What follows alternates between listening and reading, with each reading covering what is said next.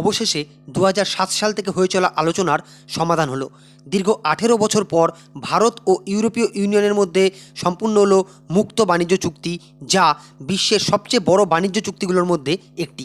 ২০১৯ সালে চীনের নেতৃত্বাধীন বিশ্বের বৃহত্তম মুক্ত বাণিজ্য চুক্তি RCEP বা রিজিওনাল কম্প্রিহেন্সিভ ইকোনমিক পার্টনারশিপ থেকে বেরিয়ে যাবার পর ইউরোপের ২৭টি দেশের সমন্বয়ে গঠিত ইউরোপীয় ইউনিয়নের সাথে হওয়া এই চুক্তি হলো ভারতের জন্য বৃহত্তম FTA। এই ঐতিহাসিক চুক্তিকে ইউরোপীয় কমিশনের প্রেসিডেন্ট উর্সুলা ভন ডের লায়েন সকল চুক্তির জননী বলে আখ্যা দিয়েছেন। আর বন্ধুরা, এই চুক্তি নিয়ে এত উৎসাহের কিন্তু যথেষ্ট কারণ আছে। এই চুক্তির প্রভাব কিন্তু শুধু শুল্ক কমানোর মধ্যেই সীমাবদ্ধ নয়, বরং বাণিজ্য, প্রযুক্তি, কর্মসংস্থান ও ভূরাজনীতির দিক থেকেও কিন্তু এটি অত্যন্ত গভীর। আর পুরো বিষয়টাকে ভারত সরকার আরও ইউনিক করে তুলেছে যখন ভারতের ৭৭তম প্রজাতন্ত্র দিবসে ইউরোপীয় ইউনিয়নের প্রধান উর্সুলা এবং ইউরোপীয় কাউন্সিলের প্রধান অ্যান্টোনিও কোস্টাকে প্রধান অতিথি হিসেবে আমন্ত্রিত করেছে। আর প্রসঙ্গক্রমে বলে রাখি, এই অ্যান্টোনিও কোস্টা কিন্তু একজন ভারতীয় বংশোদ্ভূত, যার কাছে OCI পাসপোর্ট আছে। তো যাই হোক বন্ধুরা, আজকে আলোচনা করব কেন ইউরোপীয় দেশগুলির জোট এই FTA এর জন্য ভারতকেই বেছে নিল। এই চুক্তিতে ভারতের জন্য কি কি লাভ ও কি কি ভয় বা চ্যালেঞ্জ রয়েছে, এই চুক্তির ফলে বাংলাদেশের টেক্সটাইল শিল্প কতটা ক্ষতিগ্রস্ত হতে পারে এবং আমেরিকা এই চুক্তিকে কিভাবে দেখছে। বন্ধুরা, ইউর ভারতকে বেছে নেওয়ার সবথেকে বড় কারণ যদি দেখি, সেটা কিন্তু চীনের বিকল্প তৈরি করা।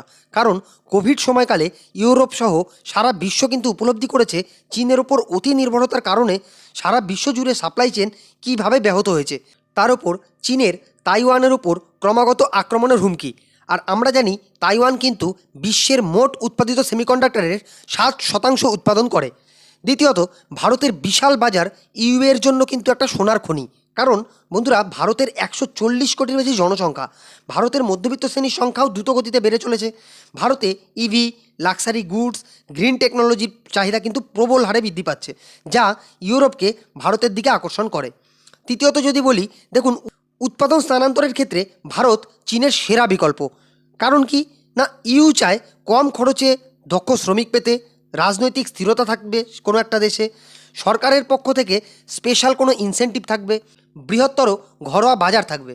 আর এই সবকটাই কিন্তু ভারতে সহজলভ্য। এবার দেখি এই FTA-তে ভারতের কি কি লাভ হতে পারে।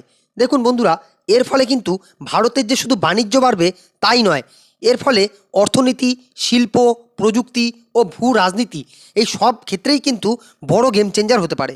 প্রথমত, ইউরোপের বাজারে শুল্ক ছাড়া ভারত প্রবেশ করার সুযোগ পেয়ে গেল। হলো ভারতের সবচেয়ে ধনী বাজারগুলোর একটি। ফলে টেক্সটাইল ও garments, pharmaceuticals, gems and jewellery, chemicals, IT ও ডিজিটাল সার্ভিস এই সব ক্ষেত্রে কিন্তু বর্তমানে যে 8 থেকে 12% শুল্ক দিয়ে ইউরোপের বাজারে প্রবেশ করতে হয় ভারতকে, সেটা কিন্তু সম্পূর্ণ শূন্য হয়ে যাবে। অর্থাৎ ভারতীয় পণ্য চীন ও ভিয়েতনামের সঙ্গে সমানে সমানে লড়তে পারবে।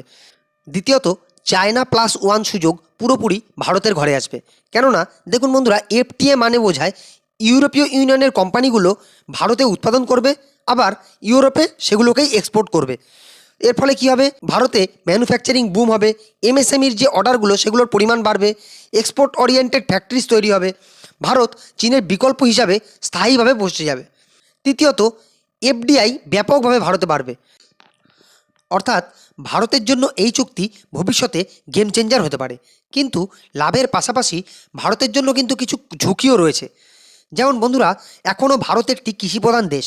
আর সস্তা ও উচ্চমানের ইউরোপের পণ্য যখন ভারতে ঢুকবে, তখন কিন্তু ভারতের MSME কোম্পানিগুলির বাজার হারানোর একটা সম্ভাবনা দেখা যাবে। কৃষি ও দুগ্ধ খাতে খারাপ প্রভাব পড়বে। কারণ ইউরোপের দেশগুলি দুধ, চিজ, মদ এই সব পণ্যে শুল্ক কমানোর ফলে ভারতের বাজারে অনেক সস্তায় তারা এই সব পণ্য বিক্রি করতে পারবে।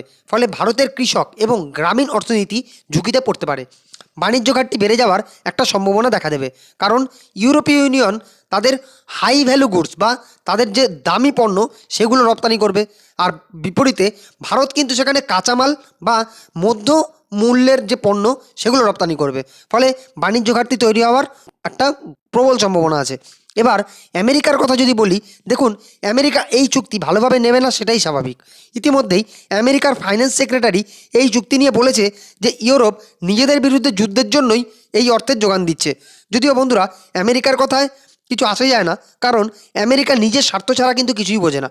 ভারত ইইউ চুক্তিতে আমেরিকার অস্বস্তিতে পড়ার কারণগুলি যদি দেখি, দেখুন, প্রথমত আমেরিকার প্রভাব দুর্বল হওয়ার একটা আশঙ্কা তৈরি হবে। দ্বিতীয়ত, ইউরোপ ভারত ঘনিষ্ঠ হলে আমেরিকার যে কোম্পানিগুলির বাজার সেগুলো কমে যেতে পারে। তৃতীয়ত, বিশ্ব রাজনীতি ইউএস বনাম চায়না থেকে ইন্ডিয়া ইইউ অ্যাক্সিস নতুন করে তৈরি হলো। তবে এতে আমেরিকা ভারতের শত্রু হয়ে যাবে না, বরং আমেরিকা চেষ্টা করবে ইন্ডিয়া আমেরিকা এফটিএ দ্রুত কার্যকর করতে। এক কথায় আমেরিকা ক্ষুব্ধ নয়, চাপে আছে, কারণ ভারত এখন নিজের শর্তে বিশ্ব রাজনীতি খেলছে। এবার যদি ভারত ইইউ চুক্তিতে বাংলাদেশের ওপর প্রভাবের কথা বলি, দেখুন, বাংলাদেশের টেক্সটাইল বা পোশাক রপ্তানি কিন্তু বিরাট ক্ষতির মুখে পড়তে পারে। এখন পর্যন্ত বাংলাদেশ ইইউর বাজারে আনুমানিক $19.7 বিলিয়ন পোশাক রপ্তানি করে থাকে, যেখানে ভারতের $17.2 বিলিয়ন রপ্তানি হয়। কিন্তু মজার বিষয় হলো, ইউরোপীয় ইউনিয়নে এক্সপোর্ট করতে বাংলাদেশকে কিন্তু কোনো অতিরিক্ত শুল্ক দিতে হয় না, যা 2029 সাল পর্যন্ত কার্যকর থাকবে। কিন্তু ভারতকে এত দিন পর্যন্ত 9 থেকে 12% শুল্ক প্রদান করেই কিন্তু ইউরোপের বাজারে রপ্তানি করতে হতো। অর্থাৎ বুঝতেই পারছেন, এখন থেকে বিনা শুল্কে ইউরোপে পোশাক রপ্তানি করতে শুরু করলে বাংলাদেশ কিন্তু প্রতিযোগিতা থেকে পিছিয়ে পড়বে। আর যেখানে পোশাক শিল্প থেকে বাংলাদেশের মোট জিডিপির 11 থেকে 13% আসে, সেখানে ইউরোপের বাজারে ভারতের প্রভাব বিস্তার হলে বাংলাদেশের অর্থনীতিতে জোর ধাক্কা খাবে।